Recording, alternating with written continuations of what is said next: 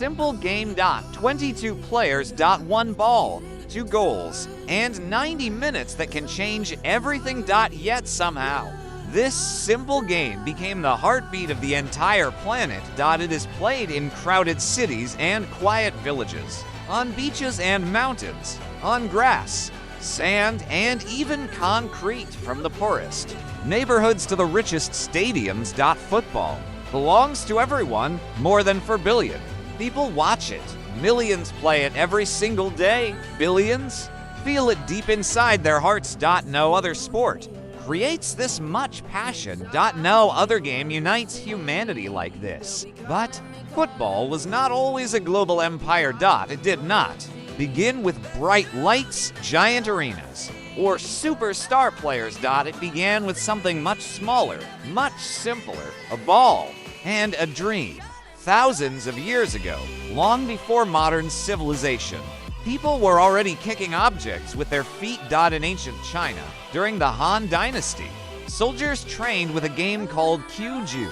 They kicked a leather ball filled with feathers through a small opening in a net. They were not allowed to touch the ball with their hands. Only their feet, only control, only skill. It improved their strength, balance, and discipline, but it also created something unexpected.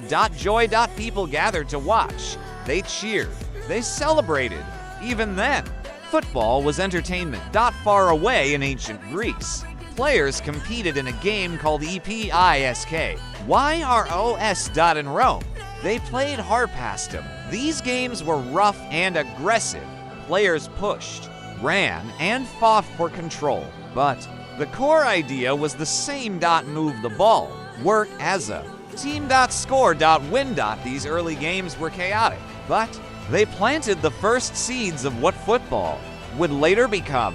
Centuries passed, kingdoms rose and fell, civilizations disappeared. Yet the simple idea of kicking a ball survived because it was natural, because it was fun. Because humans loved to play. Then came the moment that changed everything. Fast forward to 19th century England. Factories were growing, cities were crowded, young students in schools and universities loved playing ball games after class. But there was a problem. Every school had different rules. Some allowed hands, some allowed tackling, some allowed carrying the ball like rugby. Matches often ended in fights and arguments. Nobody could agree on what football really was. The game needed order. It needed structure. It needed rules. So in 1863, a group of men met in London. Inside a small room, they made a historic decision. They created the Football Association. For the first time ever, official rules were written. No hands. No carrying. No violence. Only passing, only dribbling. Only teamwork, only skill.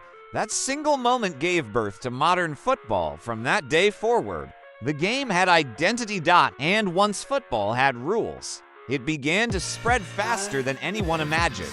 The British Empire traveled across oceans. Ships sailed to every continent. Workers moved to new lands. Students studied abroad. And everywhere they went, football followed. Sailors kicked balls on docks. Workers played after long days in factories. Children formed teams in SCHOOLYARDS. Soon, Europe fell in love with the game. Then South America. Then Africa. Then Asia. Football crossed every border because it required almost nothing. You didn't need expensive equipment. You didn't need a perfect field. Sometimes a pair of shoes or even bare feet were enough. Anything could become a ball. Cloth. Paper. Plastic. CeleBeam YouTube. The 25th of January 2026, 1402. That is why football became the people's game. Anyone could play. Anywhere. At any time. In Brazil, kids played barefoot on the beach until sunset. In Argentina, Narrow streets became stadiums. In Africa. Dusty fields became arenas of dreams. In poor neighborhoods. Football gave children hope. It gave them purpose. It gave them a future. Football was no longer just a sport. It became culture. It became identity. It became life itself. As the game grew bigger around the world. Nations wanted to compete internationally. They wanted organization. They wanted championships. So in 1904, several countries came together and created FIFA. The Federation Internationale, the Football Association. One organization to unite the world through football. One vision, one global game. And soon, they imagined something extraordinary. A tournament where the best national teams would compete for glory. A world championship. The World Cup. In 1930, Uruguay hosted the very first World Cup. Only 13 teams participated. Some traveled for weeks by ship. Conditions were simple, but the atmosphere was electric. Fans filled them. Stands. Flags waved everywhere. Voices echoed through the streets. For the first time in history, nations competed to become world champions. It was more than sport. It was pride. It was honor.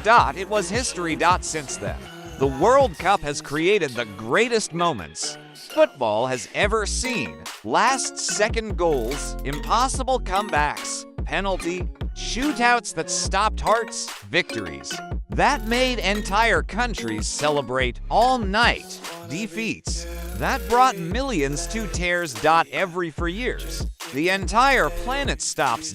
Schools pause, work slows down, families gather around screens. Because when the World Cup begins, nothing else matters. Football does not just create matches. It creates heroes. It creates legends. Players who become bigger than the sport itself. Pele acute. A poor boy from Brazil. Playing with a sock filled with paper because he couldn't afford a real ball, yet he became the king of football. 3 World Cups, over 1,000 goals. Smiling. Dancing. Making football beautiful. Then came Diego Maradona.